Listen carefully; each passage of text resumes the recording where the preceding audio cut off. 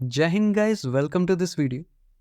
आज हम इस वीडियो में सिटीजनशिप अमेंडमेंट एक्ट 2019 के बारे में बात करने वाले। रिसेंटली यूनियन होम मिनिस्ट्री ने सिटीजनशिप अमेंडमेंट एक्ट 2019 के रूल्स को नोटिफाई किया है, जिसका मतलब है कि अब ये एक्ट इम्प्लीमेंट होने के लिए कम्प्लीटली रेडी है। तो आइए जानते हैं कि सिटीजनशिप अमेंडमेंट एक्ट इतना कंट्रोवर्शियल क्यों है।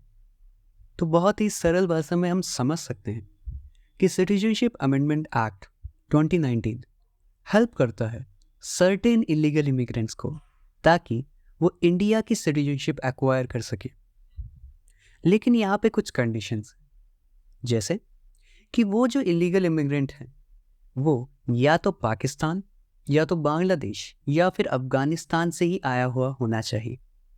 दूसरा, उसका धर्म सिख, बौद्ध, जैन, पारसी, हिंदू और या फिर क्रिश्चियन होना चाहिए। और तीसरी कंडीशन हमारे पास है कि वो व्यक्ति 31 दिसंबर 2014 से पहले इंडिया में आया होना चाहिए। अगर कोई भी व्यक्ति इन तीनों कंडीशंस को फॉलो करता है तो वो एलिजिबल हो जाता है to apply for citizenship under citizenship amendment act of 2019। ये तो हमने बात करी CAA के बारे में इन ब्रीफ, लेकिन अगर हमको डिटेल में जाना है तो हमको समझना पड़ेगा कि जब हम इलीगल इमिग्रेंट्स की बात करते हैं या फिर हम बोलते हैं कि हम इमिग्रेंट्स को इंडिया की सिटीजनशिप देते हैं, तो उसमें प्रॉब्लम्स क्या आती हैं।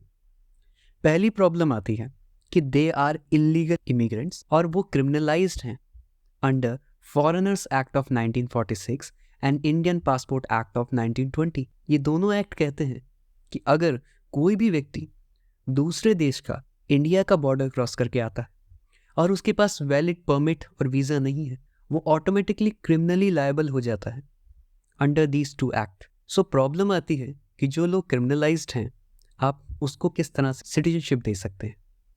दूसरा इशू हमारे पास आता है कि जब हम सिटीजनशिप देने की बात करते हैं तो by the process of naturalisation कोई भी व्यक्ति इंडिया की सिटीजनशिप ले सकता है, लेकिन उसके लिए एक सर्टेन कंडीशन का फुलफिल होना जरूरी है, जो कि है पिछले 14 सालों में उस व्यक्ति ने कम से कम 11 साल इंडिया में बिताए होने चाहिए। अगर वो कंडीशन फुलफिल होती है तो वो इंडिया की सिटीजनशिप ले सकता है। नाउ ये जो दो प्रॉब्लम्स आई, पहला है क्रिमिनलाइजेशन चार्ज, दूसरी प्रॉब्लम आती है जो 11 साल का रेजिडेंट का जो क्राइटेरिया दे रखा है, आखिर इसको कैसे बाईपास किया जाए। सो इन्हीं दो क्राइटेरियाज में हमको एग्जम्पशन मिल रही है इन सिटीजनशिप अमेंडमेंट एक्ट 2019 में। तो सिटीजनशिप अमेंडमेंट 2019 कह रहा है कि एक काम करते हैं, आप इलीगल थे, हम आपको इलीगल नहीं मानेंगे आपसे। तो यहाँ पे इन लोगों को जो कि 31 दिसंबर 2014 से पहले इंडिया में एंटर हुए हैं और इन स्पेसिफिक कंट्री से और इनके स्पेसिफिक रिलीजन्स के साथ जो कि हमने डिस्कस किया, तो इन लोगों को हम क्रिमिनल नहीं मानेंगे। दैट मीन्स अब ये इलीगल इमिग्रेंट्स ना होके लीगल इमिग्रेंट्स हैं।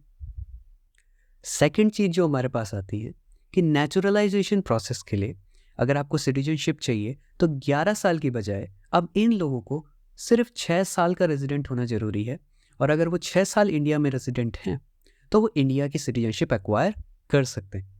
तो यही हमारा क्रक्स आता है ऑफ सिटीजनशिप अमेंडमेंट एक्ट 2019। लेकिन अब आपके दिमाग में एक सवाल और आया होगा कि आखिर ये टॉपिक इतना कंट्रोवर्शियल क्यों बन जाता है। इसके काफ़ी सारे एस्पेक्ट्स हैं। अगर हम इसके सपोर्ट की बात करें तो इस एक्ट के थ्रू हम उन लोगों की मदद करना चाहते हैं जिन लोगों का परसिक्यूशन हो रहा है हमारे नेबरिंग कंट्रीज़ में on the basis of their religion, और क्योंकि वहाँ पर उनके धर्म की वजह से ही उनका परसिक्यूशन हो रहा है, इसीलिए इंडियन गवर्नमेंट ने जो क्राइटेरिया बनाया है वो भी on the basis of religion है। अब ये कितना वैलिड है ये तो सुप्रीम कोर्ट का वर्डिक्ट ही बता पाएगा, लेकिन इसके क्रिटिक्स बोलते हैं कि रिलीजन के बेसिस पे अगर लॉ बनती है so that somewhere hampers the secular nature of our nation, इसीलिए गवर्नमेंट को इस एक्ट को वापस ले लेना चाहिए। दूसरा इशू हमारे पास आता है, that is violation of article 14। Critics का कहना है कि हम इंडिया की टेरिटरी के अंदर इलीगल इमिग्रेंट्स में डिस्क्रिमिनेशन कर रहे हैं, क्योंकि हमने सर्टेन इलीगल इमिग्रेंट्स को सिलेक्ट किया है और उन्हीं को हम क्या देना चाहते हैं, सिटीजनशिप देना चाहते हैं। जबकि हमारा आर्टिकल 14 कहता है इंडियन टेरिटरी के अंदर everyone is equal before the law और सभी को इक्वल प्रोटेक्शन ऑफ लॉ मिलनी चाहिए। सो इस बेसिस पे भी बहुत सारे केसेस लॉन्च हुए हैं in the supreme court of India. तो ये था हमारा कंप्लीट एनालिसिस फॉर CAA 2019। लेकिन जाने से पहले मैं आपके लिए एक छोटा सा बूस्टर पैक लाया हूँ कि हमारा सिटीजनशिप अमेंडमेंट एक्ट 2019 है, ये सर्टेन एरियाज में एप्लीकेबल नहीं है, जैसे कि 6 शेड्यूल के states that is Assam, Tripura, Mizoram and Meghalaya, plus inner line permit वाले एरियाज जैसे कि नागालैंड, अरुणाचल प्रदेश एंड मिजोरम। तो इन जगहों पे अगर कोई भी लीगल इमिग्रेंट्स हैं तो उन पर CAA वैलिड नहीं होगा, दैट इज उनको सिटीजनशिप अमेंडमेंट एक्ट ऑफ 2019 के अंडर इंडिया की सिटीजनशिप ग्रांट नहीं की जा पाएगी। सो इसी के साथ I will be signing off. Stay curious and keep learning.